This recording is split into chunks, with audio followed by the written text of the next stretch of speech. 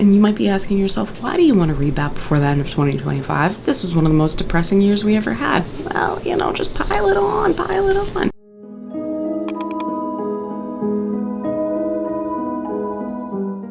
Howdy partners, welcome back to my channel. My name is Alex, and today I wanted to go over my stack of books that I want to read before the end of 2025. It's time for the 10 before the end, and I can't believe, some would say, that the end of the year reading plans are already upon us. But let me see if I can get my hands on this stack. Questionable. It is stacked pretty high. There we go. So we have here a stack of 10 books that I would like to read before the end of 2025. This is going to be a quick, short little video. I mean, I could stop right here because you can see the titles of books, but I thought it would be fun if I just go through where I'm at in some of the reading journeys here, because there are books here that are part of series. Let's just go. No particular order. I don't care when I get to these, as long as I get to them. Let's start with Sky Beyond the Storm by Sabaa Tahir. I actually had book 3. This is book 4 in the Ember and the Ashes series. I actually had book 3 on this list when I posted it on Instagram, A Reaper at the Gates, and I read it. So I just went ahead and replaced it with book 4 because I need to know how this ends. I did not love book 3. I have seen many reviews and people that have read this series that agree that after books 1 and 2 it gets a little bit weaker, but I'm really hoping that the culmination of all of the conflicts in this series is satisfying in this. At its core, this series follows 3 main characters that are part of an empire based loosely on Roman mythology, and it's bloody, it's gory, there's slavery, there is magic, there's djinn, there is romance. There is so much in this series that I love. Touted as YA, but I think it reads very adult, so don't let that scare you. And I just think it is a really accessible fantasy series if you are wanting to get into fantasy or read something a little bit different. I love this series so much. I started it a couple months ago and I'm just flying through it. So definitely want to get to this one before the end of 2025. I am parched already. A Little Life by Hanya Yanagihara. I have had this book on my shelves for so long. Everybody that has read this book has just sobbed uncontrollably and said it's one of the most depressing and saddest books ever. And you might be asking yourself, why do you want to read that before the end of 2025? This was one of the most depressing years we ever had. Well, you know, just pile it on, pile it on. No, I had actually started this book at some point a few years ago and I got like 100 pages in and just thought it was really boring at the time. So I put it down, but God, it's long. 700, oh, sweet baby J. Okay, I just want something that's gonna make me feel. This follows, I think, A Little Life follows 4 college classmates broke adrift and buoyed only by their friendship and ambition as they move to New York in search of fame and fortune. While their relationships, which are tinged by addiction, success, and pride, deepen over the decades, the men are held together by their devotion to the brilliant, enigmatic Jude, a man scarred by an unspeakable childhood trauma. All right, yeah. I don't know if it'll make me cry per se, but I'm sure it is as depressing as people say. So I would like to get to this one. These 2 bad boys,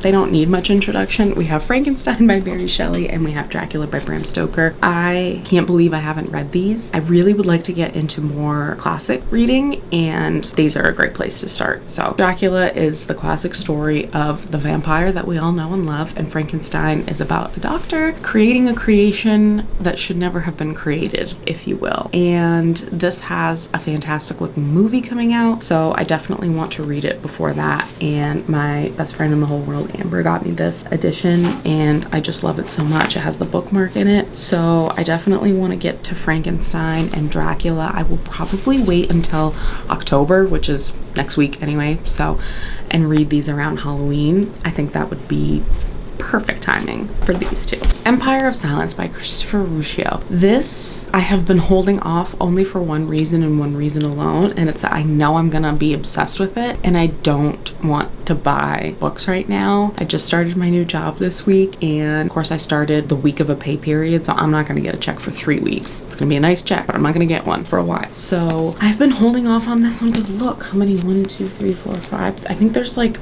6 or 7 books that are out in this series. So I really want to get to this one before the end of the year, but I'll probably save it a little bit more like November, December, so that way I can purchase the rest of the series once I read it. I just know this is a sci-fi fantasy, I think. Galaxy remembers a hero, burned aliens, monster, a soldier, wrong planet at the right time. Yeah, we have intergalactic sci-fi, epic science fiction at its most genuinely epic. Yeah, if space is involved, I want to be involved as well. So I very much want to get to Empire of Silence, and I just love these covers. Like, I don't know, usually I don't like character art, but the color, the font, the character art, it all works for this series. So I want to get to that one. I'm recording this at 6:15 in the morning before I have to go to work. You know it's business when the wolf t-shirt is on, okay? But I did sleep in it. The next book that I have on my 10 before the end is Morning Star by Pierce Brown, and this is book 3 in the original Red Rising trilogy. Why haven't I read this one yet? Let me tell you. I listened to Red Rising and Golden Sun on audio, and while I really enjoyed the audiobooks, I think I would just get more if I reread them physically and then continued with the series. And I know that the new trilogy that takes place, I believe, in the future after this trilogy ends is heartbreaking. Like, people just say it gets better and better, and I want to be part of that group of people. So Morning Star is the 3rd book in the Red Rising series. If you don't know what it's about, it is also kind of like a sci-fi fantasy-ish epic series. And in the 1st book, our main character Darrow experiences something horrific. He lives on another planet where every caste of persons is categorized by their color, and depending on what color you are tells what kind of skills you have and what basically your life is going to look like. He is red, which is unfortunately their bottom of the barrel. He toils underground. He's been told that there is not an atmosphere up top for them, him and his people that live below ground, and mine things, resources for them to go up and enjoy. And he realizes that whole world is a lie, and he's going to rise up. He rises up, and boy does he. Red Rising. So I would really like to get to Morning Star. The caveat with this is I do want to reread Red Rising and Golden Sun. Physically, I do have them on my shelf as well, but this is the only one that I have not actually read yet. So that's why this one is on the 10 before the end, but just add 2 more, so 12 to the end. Neither here nor there. Okay, the next book that is on this list is The Jasad Heir. This is by Sarah Hashem. I have seen nothing but great reviews about this duology. I do also have book 2, so you could probably say 13 before the end now, because I do want to read. I'm just assuming I'm gonna love this based on people's reviews, the cover, the synopsis. An unmissable tale of shattered kingdoms, forbidden magic, and cunning royals unfolds in this Egyptian-inspired epic fantasy debut. So we have the Kingdom of Jasad. Magic was outlawed. Sylvia wants to believe. Okay, so we have a secret heir named Sylvia that has escaped. Actually, this is very much reminding me of Ember in the Ashes series, so I just know I'm gonna love this. I do believe there is a slow burn romance between books 1 and 2. You can let me know in the comments if you've read these, if I'm off the mark on that, but I do declare that I remember seeing that. Bottom says a deadly game begins. She can't let him move. Heir, and then Nizal, heir tracks with Jasadi rebels, reveals her magic. 2 heirs of differing factions and an empire meeting each other. I think I know where the slow burn romance go. And it's just such a good floppy paperback. I love the cover. Book 2 is a beautiful similar cover, but it's purple. I'm here for it. Oh, this stack is gonna get out of hand. Okay, shuffle some things around. All right, the next one that I have here is Hollow Heathens. This is also book 1 of a duology by Nicole Fiorina. I have had this one on my shelves for like 2-3 years, and this was a gift. Allie, my bestie, book bestie, love of my life, sent me this, and I still haven't read it yet. She loves this duology. It's one of her favorites, so we are actually going to buddy read it in October. She's going to do a reread. This one is about a little girl named Fallon, a home, Weeping Hollows, a town she'd only heard about. Okay, so I think we are following our main character who was taken from this creepy gothic Sleepy Hollow vibes town where there is there magic? Freak show. We got a freak show. Bizarre superstitions. I don't know if there's magic. The dark creatures who cause the townspeople to live. Okay, we do have some sort of creatures. So our girl Fallon returns to Weeping Hollow, which is where she's actually from, but she doesn't remember having lived there, and she's heard legends about Weeping Hollow, and now she's going back and she meets one of the dark creatures, Julian, and he has a curse as old as centuries wrapped around his soul. I mean, what else do you really need? I think this is going to be absolutely perfect for October, and ayo, some of the art chapter art is just absolutely gorgeous. I love font. I love all of it. Like, look at that. Look at that. That's beautiful. That's nice. That's some nice indie publishing right there. So I am very excited to get to this one. It will also be in October. So I don't know when a lot of these are going to be, because a lot of them are in October. Can you believe I haven't read this yet? Because I can't. This is Tress of the Emerald Sea. This is by Brandon Sanderson, and the only Brandon Sanderson that I have actually, well, the only. I've read the original Mistborn trilogy, and I have completed the current 5-book in the Stormlight Archive cycle that is published. I have quite a few more Brandon Sandersons to get to complete his backlog, but I really want to start Tress of the Emerald Sea. This is part of his secret project cycle that he did a couple years ago. So there was 4 books he released every quarter. This was one of them. They're all standalone fantasies, and I have just heard nothing but great reviews on this one. It's a cozy pirate themed fantasy reminiscent of The Princess Bride. The only life Tress has known on her island home in an emerald green ocean has been a simple one, with the simple pleasures of collecting cups brought by sailors from faraway lands and listening to stories told by her friend Charlie. When his father takes him on a voyage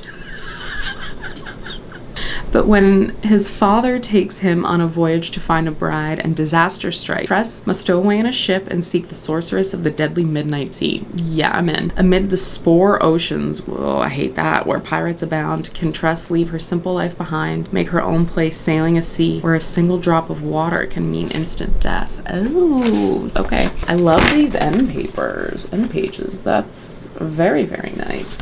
I do want to collect the actual Secret Cycle editions. This is just like the Trap published one. The Secret Cycle editions are just gorgeous. So I've been told it's very cozy fantasy, which I recently read Sword Heart by T. Kingfisher, and I am giving cozy fantasy a second try. So this one might be soon, November. I don't know. I have a lot of current reads and things I need to get to before the end of September, but I feel like it's a good season for cozy fantasy right now. So that's why I would like to get to this one ASAP. So if you have read Tress of the Emerald Sea, please let me know. Or if you've read any of these, I have one more book to go through. Let me know in the comments which you think I should start with. Did you love something? Did you hate something? Just let me know. Let a girl know. And as always, like and subscribe so I can get to more people and talk about more books all the time, 24/7, 365, or 2069. Okay.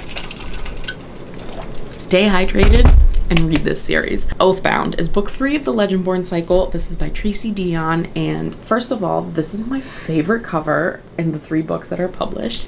And now I thought this was a trilogy, but it's gonna be 4 books is what I think is happening. So book 3, we are following still our main character Bree Matthews, and in book 1 she essentially goes to like a UNC Chapel Hill style college, I suppose, but she's like a very gifted student. I think she's like 16 or 17, and she discovers while she's there that she has magical powers. She teams up with a group of like-minded and skilled individuals, and the conflict kind of goes from there. I'm not doing a great job of describing it, but this is one of the few YA fantasy series that I absolutely also think is worth your time. So we have Ember in the Ashes, we have this series. This is so well written. We have a love triangle. We have BIPOC representation in both our author and our characters. The magic system, hey Cash, terrifying. I do feel that I might need to reread books 1 and 2, or at least do like a deep dive YouTube video to remind me about books 1 and 2, and now they are all pretty big. So to reread a lot of these things where I get to my 10 before the end might be ambitious, but I really want to give this book the attention that it deserves, and I read books 1 and 2 like 2 years ago, so I don't know I remember enough to just jump right in. I may see if I can borrow the audiobook and listen to them on my work commute now, but I am just really excited to get to this. She exiled herself from